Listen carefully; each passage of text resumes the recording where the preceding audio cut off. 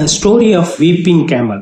So இந்த படம் வந்து பார்த்தீங்கன்னா டைரக்டர் வந்து 2 பேர் பண்ணியிருக்காங்க, பைம்பாசுரன் தாவோ, அப்புறம் வந்து லூயி, 2 பேர் பண்ணியிருக்காங்க. இதுல வந்து பைம்பாசுரன் தாவோன்றவங்க ஒரு மங்கோலியர். அவங்க இப்போ வந்து ஜெர்மன்ல வாழ்றாங்க. ஜெர்மன்ல வந்து ஆவணப்படம், குறும்படம், ஸோ இந்த மாதிரி கேட்டகரி திரைப்படங்களும் பண்ணியிருக்காங்க. ஸோ இவங்க வந்து என்னன்னா, இவங்க படம் பண்றது பெரும்பாலுமே வந்து தன்னுடைய வந்து மங்கோலிய படங்கள் தான் அவங்க வந்து பண்ணியிருக்காங்க. இவங்க படத்துல நடிச்ச நடிகர்கள் வந்து பெரும்பாலும் வந்து நாடோடிகள் தான். 5க்கும் மேற்பட்ட திரைப்படங்களை இயக்கியிருக்காங்க. அதுல 2 படமும் வந்து சொந்தமா வந்து தயாரிச்சும் இருக்காங்க. படத்தோட வந்து இன்னொரு டைரக்டர் பேரு வந்து லூக்கி. லூக்கி வந்து பாத்தீங்கன்னா ஒரு கேமராமேன். இவங்க வந்து ஃபர்ஸ்ட் வந்து கரெக்டான கண்டென்ட் தான் எடுத்துட்டு போனாங்க. ஆனா பாத்தீங்கன்னா உங்களுக்கு வந்து ஒரு விசுவல் பியூட்டி வந்து டோட்டலா வந்து வேற மாதிரி இருந்துச்சு. அதாவது ஒரு பாலைவனம். ஸோ அந்த பாலைவனத்துல வந்து உங்களுக்கு வெப்பம் உங்களுக்கு எப்படி இருக்கும்னு தெரியும். ஸோ அவங்க வந்து என்னன்னா, இந்த டைரக்டர் ஏற்கனவே பம்புசரன் வந்து பாத்தீங்கன்னா அவங்க வந்து மங்கோலியர்கள். அவங்களுக்கு வந்து அந்த மங்கோலிய பேசிக் வளர்ப்பு முறை, அந்த பேசிக் ஸ்கிரிப்ட் எல்லாமே அவங்களுக்கு தெரியும். ஸோ இவங்க வந்து கேமராமேனை, இன்னொருத்தவர் கேமராமேனு. ஸோ அவர் எடுத்த ஷார்ட்ஸ், 2வது அவருக்கான கிரெடிட்டை கொடுக்கணும்னு சொல்லி இவங்க வந்து டைரக்டர் பேரு, ஏன்னா ரைட்டிங்லயே வந்துச்சு. ஏன்னா நம்ம வந்து ஒருத்தவங்க வந்து ஸ்கிரிப்ட் ஓனா இருக்கும், இவங்ககிட்ட வந்து விஷுவல் பியூட்டி இருந்துச்சு. 2வது வந்து சொல்ல வந்த கருத்தும் கரெக்டா சொல்லனால டைரக்டருக்கு அவங்களுக்கு ஒரு சிறப்பு அங்கீகாரம் கொடுத்துதான் இந்த இதுல வந்து இயக்குனர்ன்ற பேர்ல அவங்க லிஸ்டும் லூக்கி லிஸ்டும் இருக்கும். இந்த படம் வந்து பாத்தீங்கன்னா விஷுவலாவே ஒரு நல்ல ஒரு ட்ரீட்மெண்டா இருக்கும், ஒரு நல்ல ஒரு குட் பிலிமும் கூட. அதாவது வந்து என்னன்னா, நம்ம வந்து குறும்படம், ஆவணப்படம், ஷார்ட் பிலிம், ஸோ இப்படி கேட்டகரியில வந்து டாக்கு டிராமான்னுவாங்கல்ல, ஸோ அந்த கேட்டகரியில வர்ற படம் தான் இது. ஸோ மங்கோலியர்கள் பொறுத்தவரை, மங்கோலியர்கள்னாலே ஆரம்ப காலங்களில் வந்து அவங்க வந்து வேட்டையாடுறது, விலங்குகளை வளர்க்கறது, பால் பொருட்கள், விலங்குகளின் தோல் பொருளை வந்து உற்பத்தி செய்யறது, ஸோ இந்த ஒரு குறிப்பிட்ட கேட்டகரி மங்கோலியர்கள்லாம் இருந்துச்சு. இப்போ வந்து மங்கோலியர்கள் வந்து என்னன்னா டோட்டலாகவே மாறிடுச்சு. அவங்க வந்து என்னன்னா 3 கேட்டகரியில இருக்காங்க. அதாவது அறிவியலை அடிப்படையாக கொண்டவங்க, பேசிக் அதாவது லேட்டஸ்ட் டெக்னாலஜிலாம் யூஸ் பண்றவங்க, ஸோ அது ஒரு கேட்டகரி. 2வது வந்து என்னன்னா லேட்டஸ்ட் டெக்னாலஜியை வந்து தேவைக்கேற்ப யூஸ் பண்றவங்க. அப்புறம் வந்து என்னன்னா அவங்களுடைய விலங்குகள், அதாவது மேய்ச்சல் இதுக்கு பண்ணி அது மூலமா வந்து மணி வர்றவங்க கேட்டகரி 2வது கேட்டகரி. இந்த 3வது கேட்டகரின்றது வந்து எந்த வந்து லேட்டஸ்ட் டெக்னாலஜி இருக்காது, பாலைவனத்துல தான் வசிப்பாங்க. ஸோ அவங்க வந்து என்னன்னா அவங்களுக்குன்னு இந்த ஒட்டகம், ஸோ ஒரு குறிப்பிட்ட ஒரு விலங்குகள் இருக்கும், அதை வச்சு அவங்க சம்பாதிப்பாங்க. இடத்துக்கு ஏற்றப்ப அந்த டென்ட் வந்து மாதிரி கொட்டகையை மாத்திக்கிட்டே போவாங்கல்ல, ஸோ இந்த மாதிரி இந்த கேட்டகரிக்குள்ள இருக்காங்க. ஸோ இந்த கேட்டகரிக்குள்ள மக்கள் தான் அது. இவங்களை பத்தின கதை, அதாவது இந்த 3வது கேட்டகரியில இருந்து ஒரு 1வது கேட்டகரி எல்லாமே, அதாவது மங்கோலியருடைய வாழ்க்கை தலைமுறை, அவருடைய இசை எல்லாமே இந்த படத்துல வந்து சொல்லியிருக்கோம். மங்கோலியருடைய தாலாட்டு பாடல் வந்து பாத்தீங்கன்னா நம்மளுடைய தாலாட்டு பாடலை ஒத்து இருக்கும். ஸோ அவங்களுடைய வழிபாட்டு முறைகள், அவங்களுடைய அந்த கோவில் சமய சடங்குகள் எல்லாமே வந்து இந்தியர்களுடைய வழிபாட்டு முறைகள், அதாவது தமிழக வழிபாட்டு முறைகளும் இருக்கும்.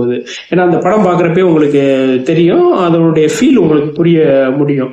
அதுல வந்து என்னன்னா ஒரு எல்லையில வந்து சீனாவையும் மறு எல்லையில வந்து ரஷ்யாவையும் கொண்ட நிலங்களால் சூழப்பட்ட நாடுதான் வந்து மங்கோலியா.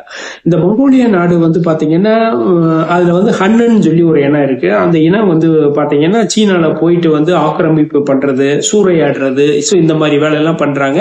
இன்னும் வேற சில குரூப் பக்கத்துல இருக்க நாடுகள் எல்லாம் பண்றாங்க. ஸோ இதுக்காக தான் அப்ப இருக்க வந்து மன்னர் வந்து என்ன 6000 கிலோமீட்டர் வந்து சீன பெருஞ்சுவரை வந்து கட்டினாங்க. இதெல்லாம் இந்த கொள்ளைகளெல்லாம் தடுக்கிறதுக்காக தான் கட்டப்பட்டது சீன பெருஞ்சுவர். வந்து 12ஆம் நூற்றாண்டுல வந்து செங்கிஸ்கான்ன்ற பேரு வந்து உலகம் முழுவதும் வந்து அறியப்பட்ட பேரு கூட. ஸோ இப்ப கூட வந்து என்னன்னா, அதான் மங்கோலியர்கள்னாலே நம்மளுக்கு வந்து செங்கிஸ்கான் தான் ஞாபகம் வரும். உலகம் முழுவதும் அறியப்பட்ட பெயர் தான்.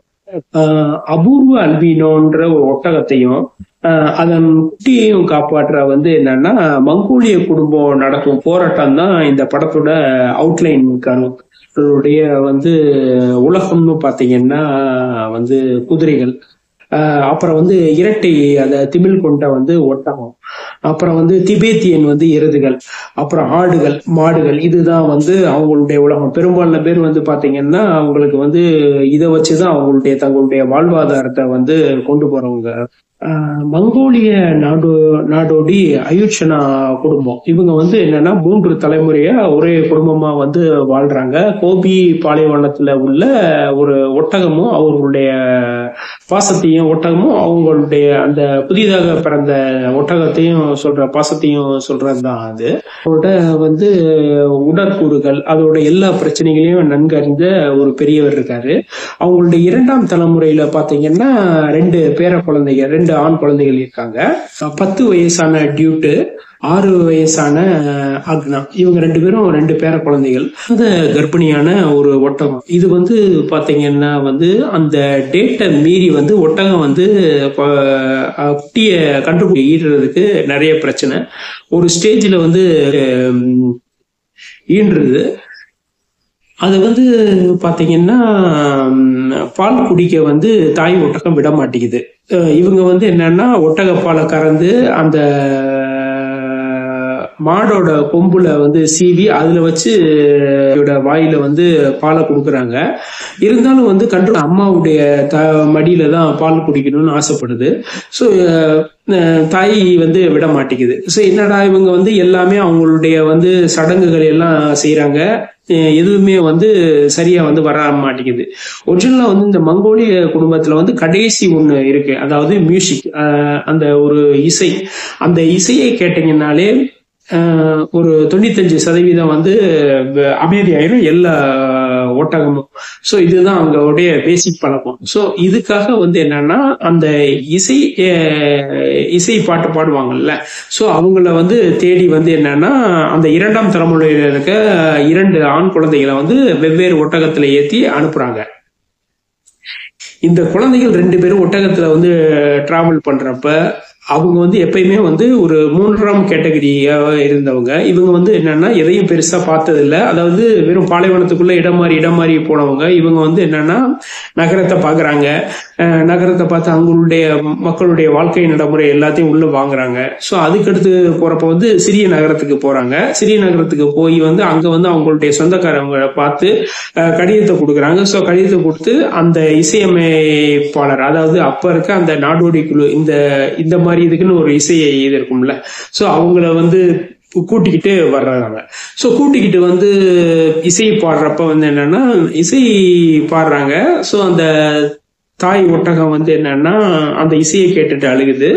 ஒரு ஸ்டேஜ்ல வந்து தன்னுடைய ஒட்டகத்தோட குட்டிக்கு வந்து பால் கொடுக்குது. இதுல வந்து என்னன்னா வந்து அந்த சின்ன பசங்க வந்து அவங்களுடைய அந்த பெரிய தாத்தாட்ட கேக்குறாங்க, நான் திரைப்பட பெட்டி, டிவி சொல்லுவோம்ல, அதை பார்த்தோம், அதை எனக்கு வாங்கித்தா அப்படின்வாங்க. ஸோ அப்போ வந்து அந்த பெரிய வருஷம் அது வேணாம், அது சாத்தான், அது வந்து நம்முடைய நேரத்தை விழுங்கும் அப்படின்னு சொல்றாங்க. ஸோ அந்த கான்செப்டும் சரி.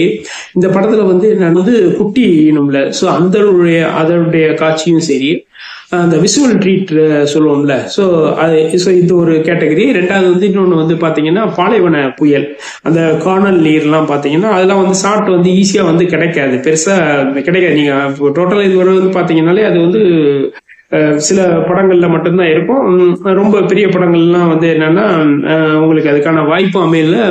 இந்த படத்துல வந்து பாத்தீங்கன்னா அவங்க நினைச்சு பார்க்காத ஷார்ட்ஸ் எல்லாம் அமைச்சிச்சுன்னு தான் சொல்லணும். ஏன்னா அவங்க நினைச்ச கண்டென்ட் வந்து ஒண்ணு, அந்த கண்டென்ட்டை மீறி சில சுவையான சம்பவங்களும் இந்த ஆவண படத்துல இருக்கும். பாரம்பரிய இசைன்னு இருக்கு. ஸோ அந்த பாரம்பரிய இசையை பண்ணோன்னா வந்து ஒட்டகம் வந்து மெல்லிசா இறங்குது, அதனுடைய கண்கள்ல இருந்து கண்ணீர் வருது, குட்டிக்கு வந்து தாய்ப்பால் அருந்த வந்து இடம் கொடுக்குது. ஸோ இதெல்லாம் வந்து பாத்தீங்கன்னா இந்த ஷார்ட்ஸ் எல்லாம் பாத்தீங்கன்னா நல்லா சூப்பரா இருக்கும். டாக்கு டிராமா வந்து பாத்தீங்கன்னா ஆங்கில மொழியிலையும் மங்கோலியன் மொழியிலயும் வந்து ரிலீஸ் பண்ணியிருக்காங்க. படப்பிடிப்பு எல்லாம் முடிஞ்சு வந்து ரிலீஸ் பண்றாங்க. 2004 தான் இது வேர்ல்டு வைடு வந்து ரிலீஸ் ஆகுது. எதிர்பார்க்காத ஒரு நல்ல ரிசல்ட். டைரக்டருக்கும் நல்ல பேரு, 2 பேத்துக்குமே நல்ல பேரு. ஸோ இதன் மூலமா வந்து அவங்க அடுத்தடுத்து படம் பண்றாங்க. சர்வதேச விருதுகளையும் அவங்க வந்து வாங்குறாங்க.